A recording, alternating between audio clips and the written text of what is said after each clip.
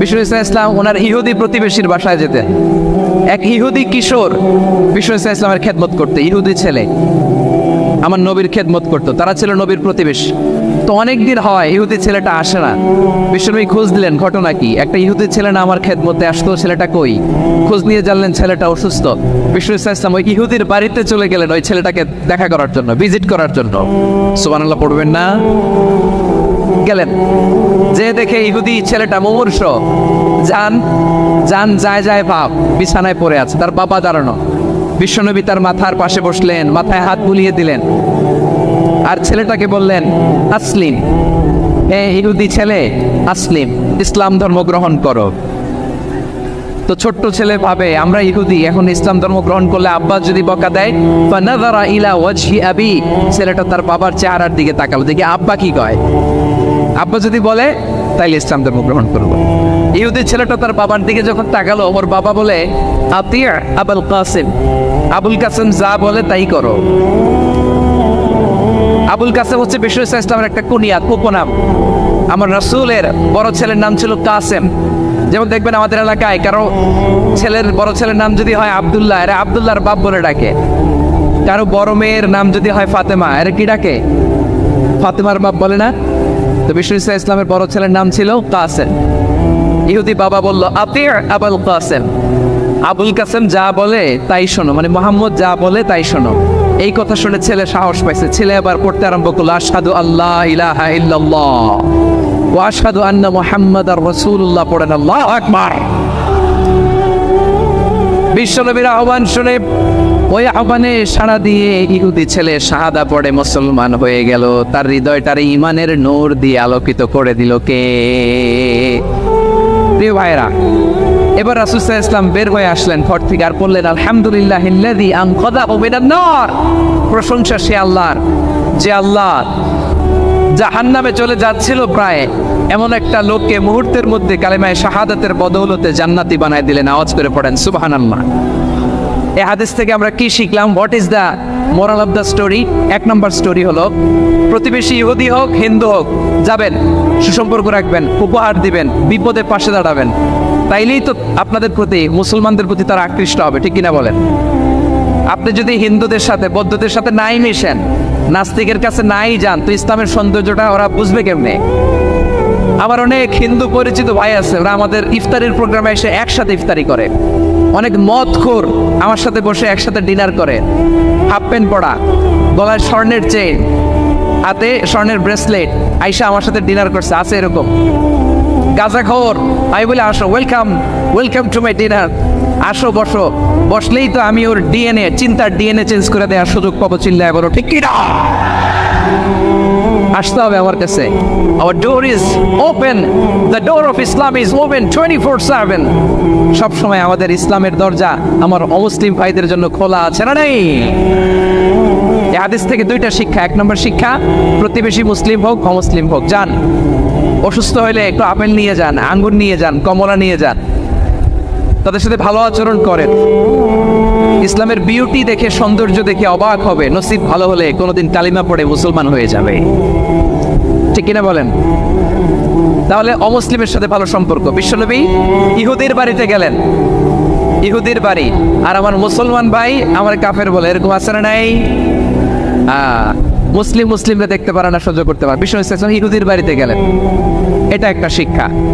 আরেকটা শিক্ষা হলো, ভাইয়েরা, ধাক্কা মারে এসে সামনে এসে কি লাভ?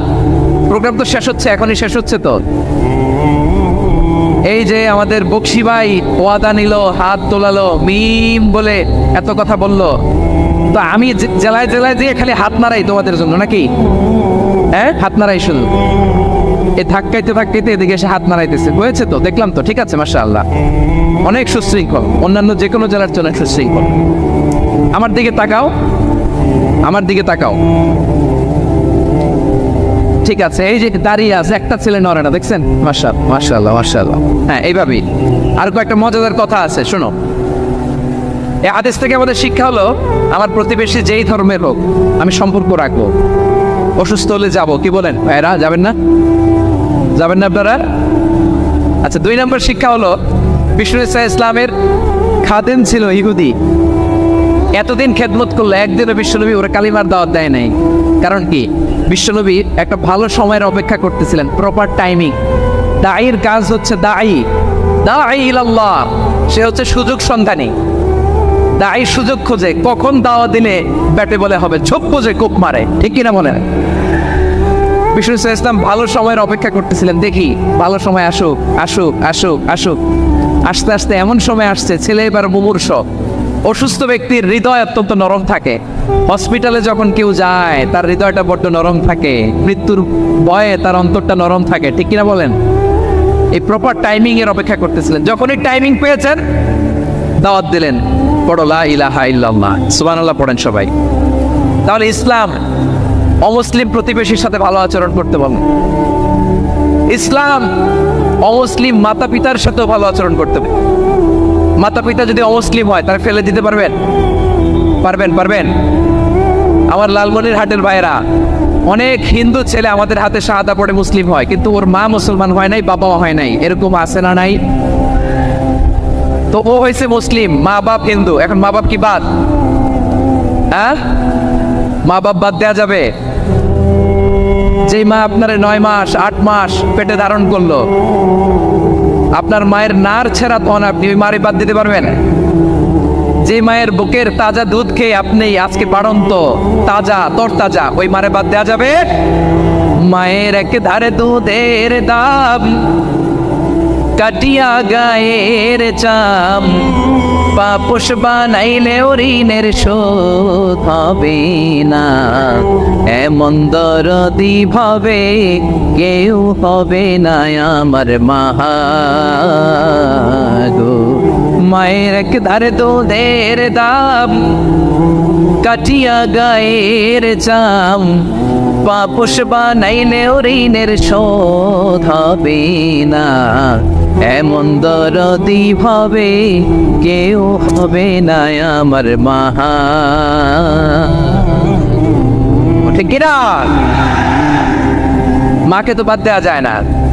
وقضى ربك ألا تعبدوا إلا إياه وبالوالدين إحسانا। আল্লাহ বলে অবধারিত দুইটা ভার্ডিক্ট তোমাদের জন্য, এক আল্লাহর ইবাদত করবা আর মা বাবার প্রতি ইহসান করবা। আদেশটা কার? মা বাবার প্রতি ইহসান করতে হবে। আমার মা হিন্দু হোক ভালো আচরণ করতে হবে, বৌদ্ধ হোক ভালো আচরণ করতে হবে। আমার যে সমস্ত হিন্দু ভাইয়েরা মুসলিম হয়েছ, তোমাদের মা বাবা এখনো মুসলমান হয় নাই, তাদের সাথে ভালো আচরণ করতে হবে। আপনাদের খেদমত নিজে করতে হবে অথবা খেদমতের ব্যবস্থা করাই দিতে হবে। মান্থলি যে খরচ লাগে এটা দিতে হবে। আরে তুমি এখন মুসলিম, তোমার মা বাবা হিন্দু, এখনই তো সুযোগ ইসলামের সৌন্দর্য দেখানো। এখন মা বাবা যদি দেখে আরে এটা হিন্দু থাকতে তো বদমাইশ ছিল, বেয়াদব ছিল, কি এমন ধর্ম সে গ্রহণ করলো যেটা গ্রহণের সাথে সাথে সে পাল্টে গেল? কি এমন ধর্ম সে গ্রহণ করেছে যেটা তার জীবনকে আলোকিত করে দিয়েছে? নসিব ভালো হইলে তারাও কালিমা পড়ে মুসলমান হয়ে যাবে।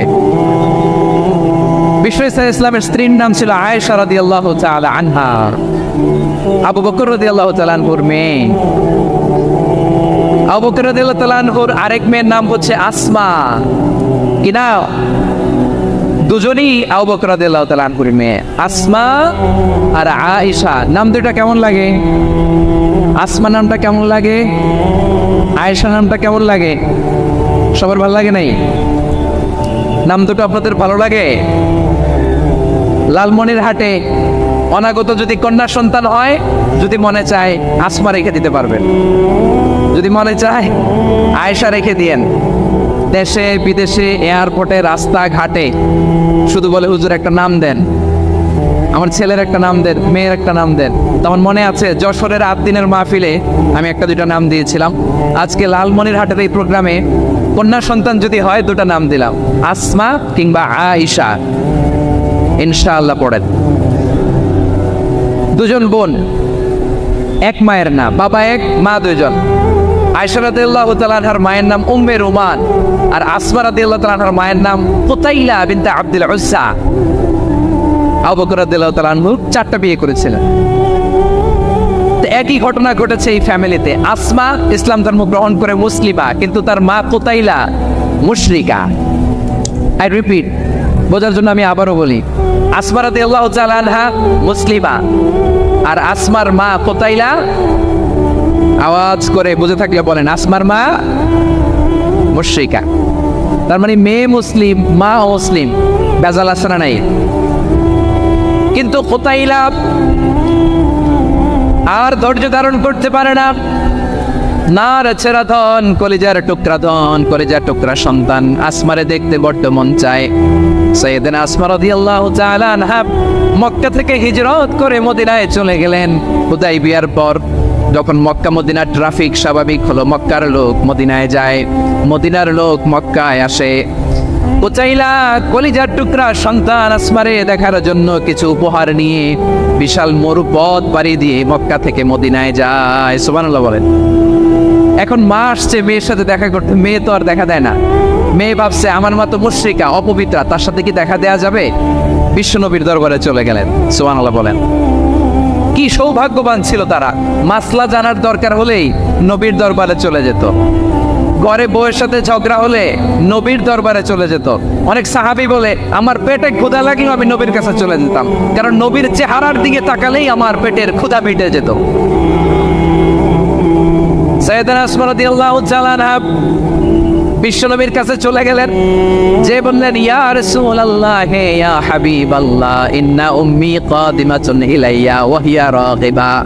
আমার মা মক্কা থেকে অনেক দূর মরুর পথ পাড়ি দিয়ে উপহার সামগ্রী নিয়ে মদিনায় আমার সাথে দেখা করতে এসেছে গো নবী। আমার জানতে বড্ড ইচ্ছে হয় আমি আমার মুশরিকা মাখা করতে পারবো কিনা।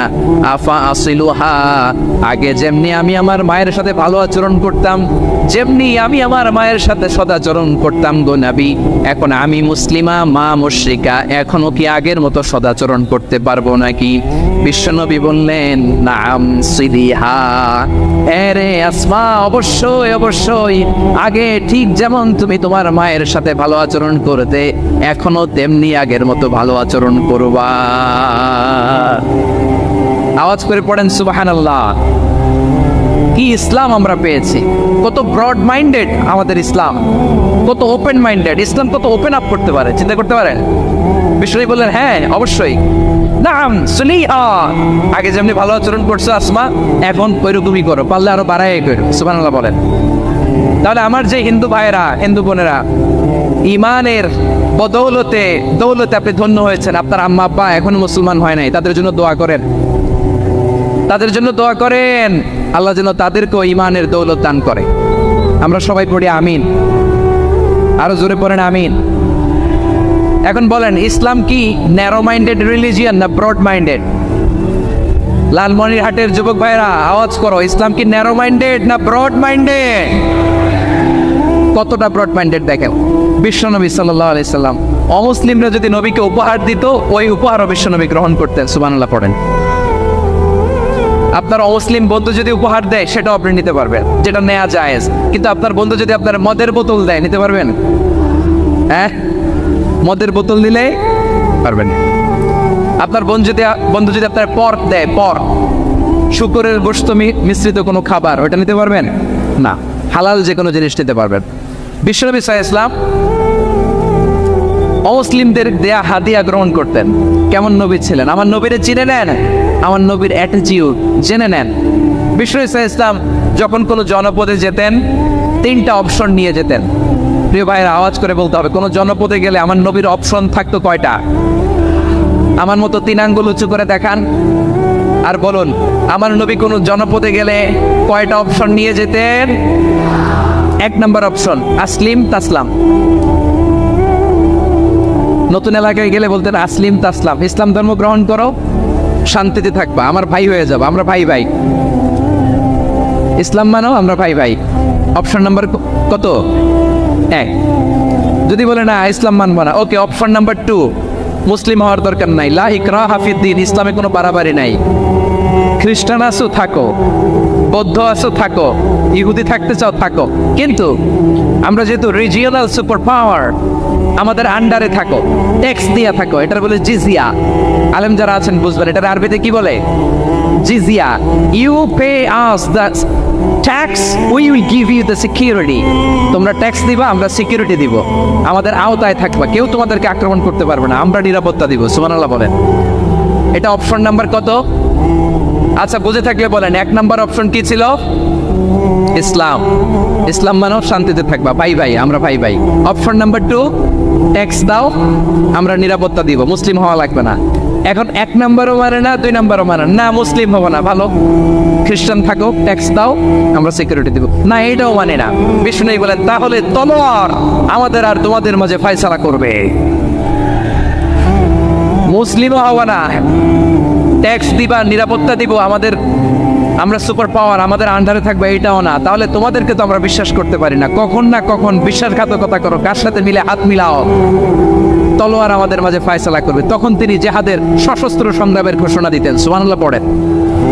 দেখেন, পশ্চিমারা জেহাদকে এইভাবে চিত্রায়িত করে না। ওরা জেহাদ বলতে বোঝায় তলোয়ার, হাত কাটো, গলা কাটো না। জেহাদ সশস্ত্র সংগ্রাম 3 নম্বরে। অধিকাংশ ক্ষেত্রেই বিশ্বনবীর সুন্দর আচরণ দেখে, আরে আমার নবীর যে নুরানি চেহারা, অনেকে তো কেবল সির্ফ চেহারাটা দেখে কালিমা পড়ে মুসলমান হয়ে গিয়েছে।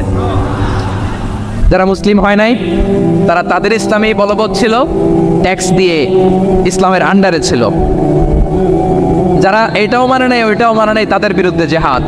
বিষ্ণু ইসলাম 7ম হিজরিতে যখন খায়বার বিজয়ের পরে ইসলাম রিজিওনাল সুপার পাওয়ার হিসেবে আত্মপ্রকাশ করলো, বিশ্বনবী চিঠি লিখলেন অন্যান্য সুপার পাওয়ারের কাছে, রাষ্ট্রীয় চিঠি লেখে এক রাষ্ট্রপ্রধান আরেক রাষ্ট্রপ্রধানের কাছে, ঠিক কিনা বলেন? জানেন না আপনারা? এই যে 24-এর ছাত্র নাগরিক অভ্যুত্থানে, এই অভ্যুত্থান যখন শুরু হয়, আমি তখন সাউথ আফ্রিকাতে একটা স্ট্যাটাস দিয়েছিলাম, গোটা নয়, গোটা দেশ সংস্কার করা লাগবে। শুধু বাংলাদেশ নয়, সারা বিশ্বের বাংলা ভাষাভাষী লোকেরা এই আন্দোলনের সাথে সমর্থন তারা করেছে, এটাকে সাপোর্ট করেছে, তারা সমর্থন দিয়েছে। আমাদের ইউনাইটেড আরব আমিরাতের বাংলাদেশি ভাইয়েরা, তারা সেখানে রাস্তায় নেমে এসেছিল, জানেন? ওইখানে ডেমনস্ট্রেশন করা যায় না, সেখানকার সরকার তাদেরকে যাবজ্জীবন দিয়েছিল। তখন আমাদের এই যে প্রধান উপদেষ্টা ডক্টর মোহাম্মদ ইউনূস সরাসরি G2G বলে, এটারে G2G, government to government, G2G, উনি চিঠি লিখলেন যে তাদেরকে, ইউর হাইনেস, এ সম্মানিত আমির, আপনি আমার এই চিঠির কারণে আমার সম্মানে এই 53 জন বাংলাদেশিকে মাফ করে দেন। এই চিঠির বদৌলতে বেকসুর খালাস পেয়ে গিয়েছিল আমাদের ভাইরা। জানেন না এই ঘটনা আপনারা? তাহলে গভর্নমেন্ট টু গভর্নমেন্ট চিঠি দেওয়া হয়। 7ম হিজরিতে বিষ্ণু ইসলাম সব সুপার পাওয়ারের কাছে চিঠি দিলেন, রোমান সম্রাটের কাছে, পারস্য অধিপতির কাছে, মিশরের অধিপতির কাছে, সবার কাছে চিঠি লিখলেন। চিঠির ভাষা ছিল এরকম, মিন মুহাম্মাদিন রাসূলিল্লাহ ইলা মুকাওকিস আযীমিল কিবত, মুহাম্মদ রাসূলুল্লাহর পক্ষ থেকে মিশরের বাদশার কাছে, আসলিম তাসলাম, ইসলাম মানো শান্তিতে থাকবা, সালামুন আলা মান ইত্তাবাআল হুদা, শান্তি তার জন্য যে হেদায়েতের অনুসরণ করে। সুবহানাল্লাহ পড়েন। এই চিঠি অনেকে ভালোভাবে রিসিভ করেছে, অনেকে এই চিঠি পাওয়ার পরে নবীর কাছে আবার ইন রিটার্ন উপহার পাঠিয়েছে। কি পাঠিয়েছে? উপহার। মিশরের বাদশা মুকাওকিস, তিনি বিশ্বনবীকে বিশাল এক উপহারের ডালি পাঠিয়েছেন। মিশরের বাদশা মুকাওকিস ছিলেন ধর্মে খ্রিস্টান। লালমনিরহাটের ভাইয়েরা আওয়াজ করে বলেন, মিশরের বাদশা ধর্মে কি ছিল? খ্রিস্টান। কি উপহার দিয়েছিল আমার নবীকে? শুনতে মনে চায়? আওয়াজ নাই লালমনিরহাটের গলায়, শুনতে মনে চায়? 1000 স্বর্ণমুদ্রা, 1000 স্বর্ণমুদ্রা। 2টা খ্রিস্টান দাসী, একজনের নাম মারিয়া বিনতে শামউন আল কিবতিয়া, আরেকজনের নাম সিরিন বিনতে শামউন আল কিবতিয়া। একজন খ্রিস্টান দাস 20 থান কাপড় জামা বানানোর জন্য, আমরা নবী যেন সেলাই করে জামা বানাতে পারে, এজন্য 20 থান কাপড়, 20 থান ফাইন গার্মেন্ট। সুবহানাল্লাহ পড়বেন না? এরপরে একটা গাধা, যেটার নাম ছিল রুফাইর, আর একটা খচ্চর, এটার নাম ছিল দুলদুল। খচ্চর চিনেন? গাধা আর ঘোড়ার ক্রসিং এ যে প্রাণীটা দুনিয়াতে আসে, ওটার খচ্চর বলে। তো এই যে সুপার পাওয়ার খ্রিস্টান বাদশার কাছে নবী চিঠি লিখলেন, ওই খ্রিস্টান বাদশা আমার নবীকে উপহার দিল। বিশ্বনবী এই উপহারগুলো আনন্দে গ্রহণ করেছে। সুবহানাল্লাহ পড়বেন না? তাহলে অমুসলিম কেউ যদি আপনাকে উপহার দেয়, হালাল উপহার বলে আপনি গ্রহণ করতে পারবেন। অনুরূপভাবে পারস্যের বাদশাহ, রোম সম্রাট বিশ্বনবীকে উপহার পাঠিয়েছেন, আমার নবী সবগুলো উপহার গিফট গ্রহণ করেছেন। সুবহানাল্লাহ বলেন। তাহলে প্রিয় লালমনিরহাট, আওয়াজ করে বলুন, ইসলাম কি ন্যারো মাইন্ডেড রিলিজিয়ন না ব্রড মাইন্ডেড? আম্মাজান আয়েশার কাছে মাসালা জানতে চায় মেয়েরা, হে আম্মাজান, অগ্নি উপাসকেরা তাদের ঈদের দিন নওরোজের সময় আমাদেরকে পাখি দেয়, নেওয়া যাবে? উনি বললেন, ওরা জবাই করে দিলে নেওয়া যাবে না, কিন্তু ওরা যদি ফলমূল এরকম খাবার দেয় এগুলো নেওয়া যাবে। তার মানে অমুসলিমদের দেয়া উপহার এটা গ্রহণ করা যায়। সুবহানাল্লাহ বলেন। শুধু তাই নয়, বিশ্ব ইসলাম অমুসলিমদের সাথে আর্থিক লেনদেনও করেছেন, ফিনান্সিয়াল ডিলিং করেছেন। অমুসলিমদের সাথে প্রয়োজনে আপনি ফিনান্সিয়াল ডিলিং করতে পারবেন। আমরা প্রায় দেখি বাজারের মিষ্টির দোকানগুলো আমার হিন্দু ভাইদের। লালমনিরহাটে মিষ্টির দোকান, দইয়ের দোকান কারা চালায়? হিন্দুরা চালায় না। তারপরে যে বারবার সব চুল কাটে যে নাপিত, অধিকাংশ নাপিতের দোকানে কারা? আমার হিন্দু ভাইরা। তারপরে চুল কাটতে পারবেন কিনা বলেন? পারবেন। তার দোকান থেকে দই মিষ্টি কিনতে পারবেন কিনা? হ্যাঁ, আমার মুসলিম ভাইয়ের দোকান থাকলে ওইটার আমি বেশি প্রায়োরিটি দিব, ঠিক কিনা?